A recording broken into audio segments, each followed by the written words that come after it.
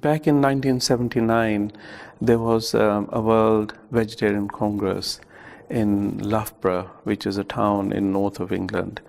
And at a very tender age, then I was elected to represent the International Vegetarian Union at a very young age. And I think I'm still the youngest person to sort of hold that portfolio in the vegetarian fraternity. And for my passion for compassionate living and vegetarianism and veganism has come to a stage where now we are along with our work at the Parliament and with other stakeholders, are trying to put forward some ideas for the institutions to consider. That it's absolutely vital that, for example, most medicines, when they're prescribed by a GP, like a general practitioner, a doctor, and you go to the chemist, to the pharmacy, and you buy what the doctor says to you to have.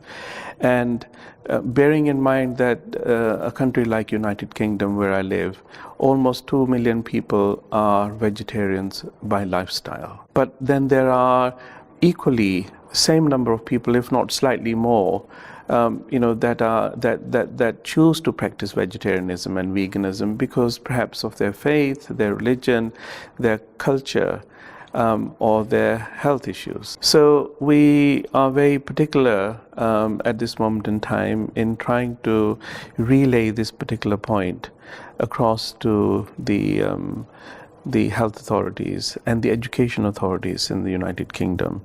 And we are recommending that medicine should be labeled as suitable for vegetarianism, vegetarians and vegans. If that can be done on labeling, on food, and so we see why there is no reason why it cannot be done on medications. And as we are all aware that there are a huge amount of dead material from dead animals, that goes into medications. And let me just give you a couple of examples.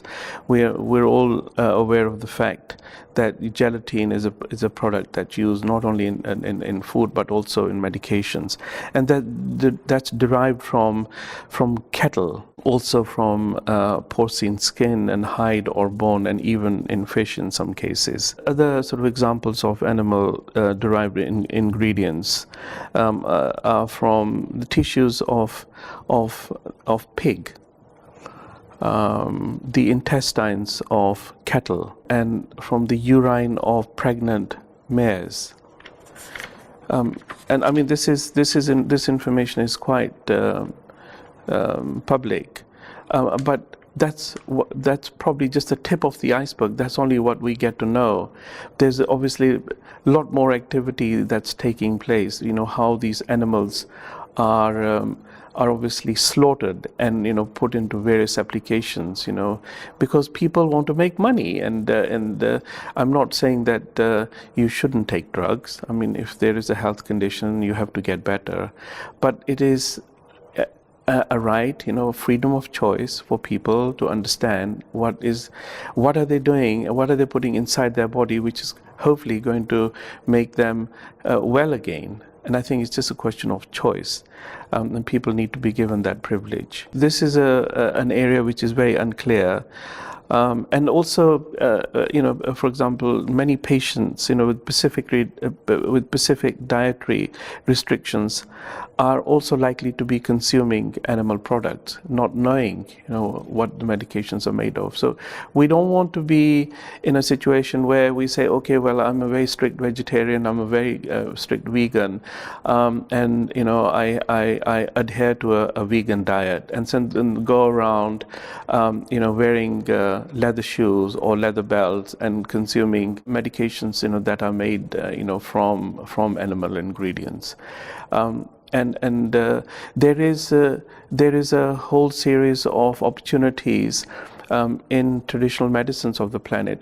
When you look at the World Health Organization, they are claiming that 70% of the total population of the world still take traditional medicine. I would like to ask you that last year, the pharmaceutical industry made a total profit of over $50 billion. and that's not turnover, that's profit of $50 billion. So if I'm going to go and see my regular general practitioner, an allopathic doctor, because I want to get better, and I'm taking prescription, so for some of the prescriptions that have animal ingredients, which I don't support, which I don't want, and can you see that if their medicine system was working on me, why should their profits be growing at such a colossal rate year after year? If the products were working, then I am getting better, then their profit should be so small because their medicine system is working. So we need to look at this very carefully and go back to natural medicine, to go back to organic medicine, to go back to medicine, that has been devised, by our elders over centuries. And one of those traditions is, which I work with, is known as Ayurveda. Ayurveda means knowledge of life. It is completely 100% vegan preparation program.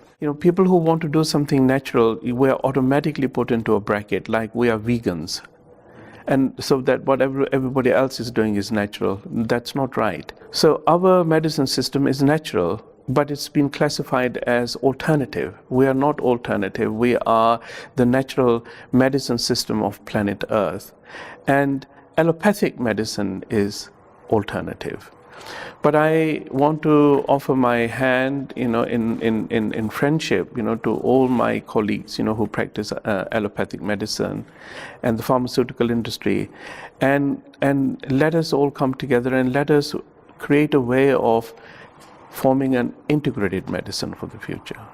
So we have a wonderful model, that European countries can look at when it comes to the work that we're doing in the parliamentary community, and I have had the privilege on 2 or 3 occasions to amplify the same message here at the European Union Parliament in Brussels. I think there has to be first awareness amongst our fraternity, and we cannot just do all the normal things that each a man and a woman has a responsibility of living their life and looking after their families, going to work, and having holidays and all the wonderful things that we do as humans. But I want to, if there is a message that I can perhaps get across in this interview, is there might be some of us who are there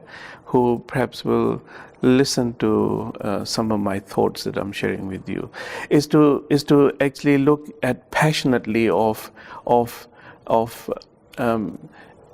putting your time, investing your time in politics, the Italian politics or the Spanish politics or the Norwegian politics, because nobody's going to do this for us. We have to do this ourselves.